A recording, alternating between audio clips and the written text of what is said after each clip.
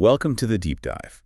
We are plunging into, well, one of the biggest questions facing pretty much everyone right now, the future of work in this age of AI and automation. Yeah, it's everywhere. And we've looked through quite a stack of material articles, studies, reports, and they paint, well, two very different pictures, sometimes colliding pictures of this massive shift. Exactly. You see everything from, stark warnings about job displacement, big disruption, hitting white-collar roles especially hard. Right. And then on the other side, these incredibly optimistic visions, new opportunities, humans becoming sort of superpowered, even talk of like a golden era of abundance. So our mission today is really to try and cut through some of that noise. We want to unpack this material for you, help you see which jobs, maybe which sectors look most vulnerable right now. And also uncover the kinds of new roles that are popping up or how existing jobs are being reshaped. Plus, crucially, what skills look like they'll be absolutely essential to, navigate all this. We'll look at the data that's making headlines, hear what CEOs and experts quoted in these sources are actually saying, and hopefully dig into some insights that can genuinely help you understand what's happening and, well, how you might think about your own path forward. It should be insightful, maybe, a little unsettling in places, but hopefully equipping.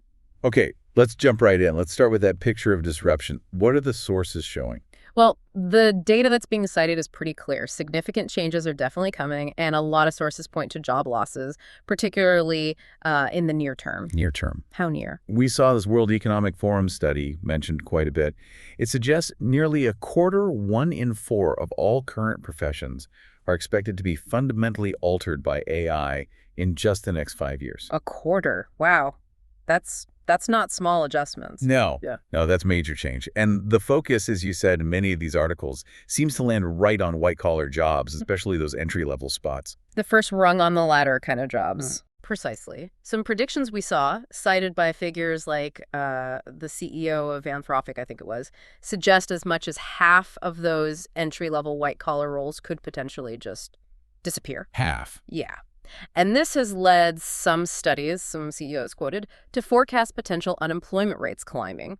We saw figures anywhere from 10 to 20% within the next 1 to 5 years, possibly, as a direct result. Because those are some sobering numbers. Yeah. Can we get more specific, like what kinds of roles or sectors are being flagged as most exposed right now? Absolutely. Think about tasks that mostly involve processing information or, following a set procedure. Right. Customer support is a huge one. Our chatbots. Exactly. AI-powered chatbots mentioned all over these reports now handle apparently over 85% of first-level requests in big tech companies. 85%. Yeah, and compare that one source said it was just 30% back in 2020. So that first interaction you have with the company, increasingly it's not human. That's a massive shift in just a few years. What about other information-heavy fields? Law. Law firms are definitely feeling it. We read about tools like case text. They can do legal research, draft basic contracts in minutes, stuff that used to take junior lawyers hours, costing, hundreds or thousands. There was this one example of a company using software just for routine stuff like traffic tickets, evictions, handled over 1.5 million cases, saved clients millions. It just shows how automation is tackling even things that sound complex if they become procedural enough. So it's automating that repeatable thinking, Yeah. not just physical tasks anymore. That's the key. And we're seeing it hit administrative and HR roles hard. Sources point directly to companies like IBM, Deloitte, Accenture, pausing hiring, reducing headcount in those areas, and explicitly saying AI is the reason. They're actually saying it's AI replacement. Openly. IBM CEO mentioned roles for about 26,000 employees inside IBM could be affected. Accenture cut, 19,000 jobs, mainly non-billable entry-level staff. And this was while they were investing heavily in training the rest of their workforce on generative AI. Wow. Cutting admin while boosting AI skills. That tells a story. It really does. And it's creeping into finance, marketing too. Junior analysts, the ones crunching numbers or pulling standard reports. AI tools are faster, cheaper. Marketing teams using AI for basic ad copy variations. It's happening. So the common thread seems to be these roles focused on processing information, maybe less on that deep human interaction or complex judgment. That's exactly the core vulnerability identified. They don't rely heavily on, nuanced human judgment, empathy, complex interpersonal stuff. And here's the really critical difference from past tech waves, right? Okay. AI can now do many of these cognitive tasks start to finish. Older tech, think spreadsheets, it supported human work. This new AI, it can actually replace certain cognitive functions entirely. And something that really stood out for me in the material was the knock-on effect. Yeah. The impact on how people even get into these careers. This is where it gets really concerning, especially for young people. Those entry-level white-collar jobs, they were the internships, the training grounds, the gateways. And one source reported internship offers from Fortune 500 firms dropped 22% between 2022 and 2024. In tech, even steeper, down 34%. Oof. That's not just fewer jobs now. That's potentially choking off the pipeline for future professionals. It creates this massive bottleneck, doesn't it? If graduates can't get those first roles, those internships, they can't get the experience to move up. It could really shrink the pool of experienced talent down the line. And the wider economy. Looks a bit shaky, potentially. Yeah, the sources flagged several macroeconomic risks. Rising unemployment, especially for recent grads with student debt, that could dampen consumer spending. Makes sense. We saw the Congressional Budget Office project student loan defaults might climb from around 7.8% up to 12.5% by 2027. That puts pressure on the economy, might increase demand for public safety nets. And wasn't there that a pretty stark MIT study mentioned? Yes, that one. It found basically for every new job created in AI development or deployment, 2 to 3 junior-level jobs either disappeared or, maybe more worryingly, were just never posted in the first place. That asymmetry. Wow. 1 in, 2, or 3 out. Yeah. It contributes to this polarization we're seeing in the labor market. You've got high demand for advanced technical roles, executives, and low-wage service jobs, care work, some manual stuff, they persist because they need physical presence or that basic human touch AI can't easily do. With the middle. That middle tier, traditionally the path up for college grads, it's shrinking fast. It paints a really challenging picture for that traditional career arc. Yeah. And you mentioned a quote from the Fiverr CEO. Really blunt. Oh, yeah. It was in a memo, apparently. Yeah. AI is coming for your jobs. Those who will not wake up and understand the new reality fast are unfortunately doomed. Pretty direct stuff. Yikes. Okay, so that's the disruption side, the warnings.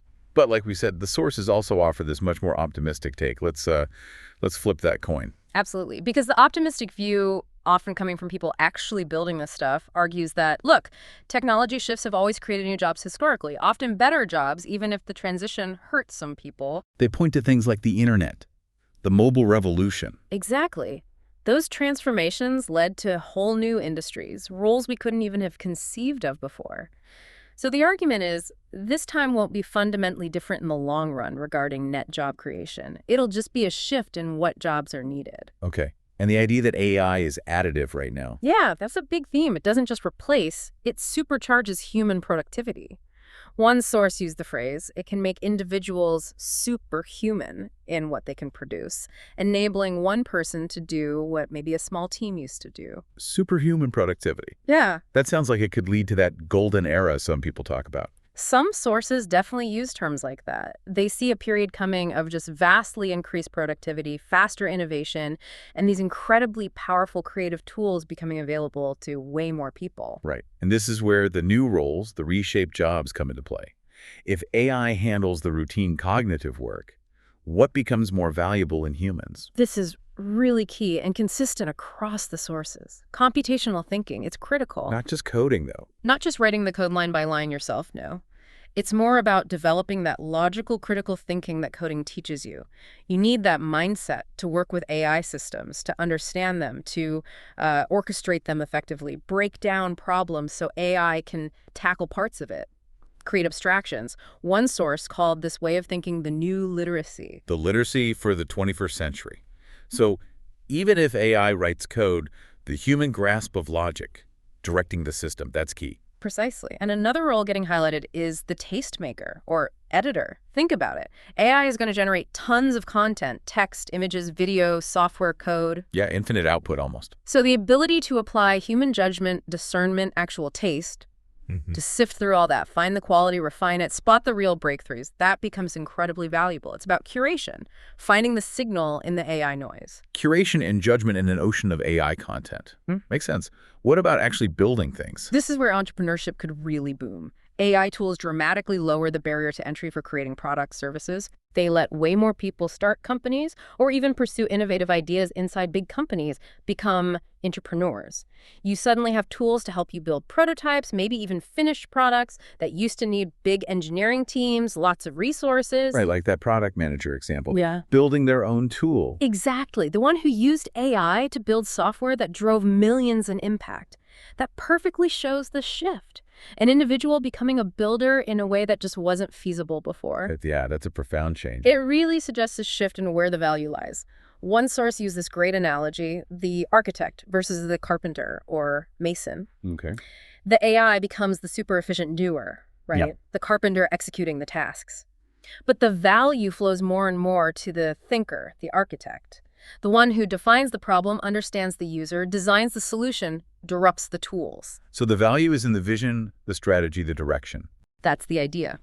Value increasingly resides with creativity, strategic thinking, human insight. What that source called brains, spirit, and soul. Less about the skilled execution, more about the conceptualization and oversight. Got it. And this connects to distribution. Yeah, another interesting angle. In a world where making stuff, videos, software, images gets close to zero cost because of AI, the big advantage shifts to people who already have an audience, who have the distribution channels to get their creations seen, used. So when creation is cheap, attention is the scarce resource. Exactly. Explains the rise of the creator economy, right?